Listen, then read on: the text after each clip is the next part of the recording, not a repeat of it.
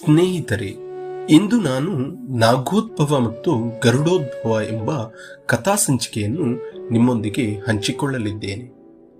ಬ್ರಹ್ಮದೇವರ ಮಗನಾದ ಮರೀಚಿ ಮುನಿಗೆ ಕರ್ದಮ ಮುನಿಯ ಮಗಳಾದ ಕಲಾ ಎಂಬುವವರೊಂದಿಗೆ ವಿವಾಹವಾಗಿತ್ತು. ಈ ದಂಪತಿಗಳಿಗೆ ಹುಟ್ಟಿದವನೇ ಕಶ್ಯಪ ಮುನಿ. ಈ ಕಶ್ಯಪ ಮುನಿಗೆ ಹಲವು ಹೆಂಡತಿಯರು ಇದ್ದಿದ್ದರು.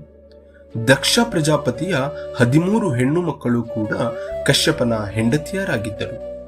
ಆ 13 ಮಂದಿ ಸಹೋದರಿಯರಲ್ಲಿ ಕದ್ರು ಮತ್ತು ವಿನತೆ ಎಂಬ ಇಬ್ಬರು ಅನ್ಯೋನ್ಯರಾಗಿ ಸದಾ ಒಟ್ಟಿಗೇ ಇರುತ್ತಿದ್ದರು.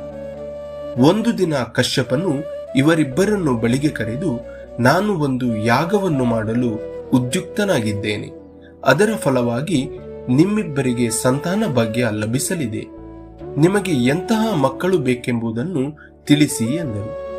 ಆಗ ಕದ್ರುವು ಸಮಾನ ಬಲರಾದ 1,000 ನಾಗಗಳನ್ನು ತನಗೆ ಮಕ್ಕಳಾಗಿ ನೀಡಿ ಎಂದರೆ, ವಿನತೆಯು ಕದ್ರುವಿನ ಮಕ್ಕಳಿಗಿಂತ ಬಲವಂತರಾದ 2 ಮಕ್ಕಳನ್ನು ಬೇಡಿದಳು. ಇದೇ ತರಹದ ಇನ್ನಷ್ಟು ಕುತೂಹಲಕಾರಿ ಕಥೆಗಳನ್ನು ಕೇಳಲು ಲೈಕ್, ಕಾಮೆಂಟ್, ಶೇರ್ ಮಾಡುವುದರ ಮೂಲಕ ಸಪೋರ್ಟ್ ಮಾಡಿ. ಕಥೆಯೊಂದನ್ನು ಹೇಳುವೆ ಪೇಜ್ ಅಥವಾ ಚಾನೆಲ್ ಅನ್ನು ಫಾಲೋ ಮತ್ತು ಸಬ್ಸ್ಕ್ರೈಬ್ ಮಾಡುವುದನ್ನು ಮಾತ್ರ ಮರಿಬೇಡಿ.